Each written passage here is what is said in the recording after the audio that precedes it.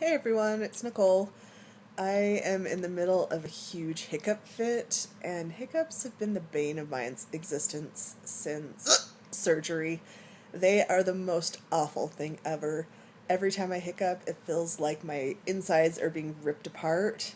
And after abdominal surgery, that really, really sucks. And it's not just like a regular hiccup, it makes my whole body shake. And they go on over and over, and I just want to die. So if anyone has any great hiccup remedies, please let me know. Thanks.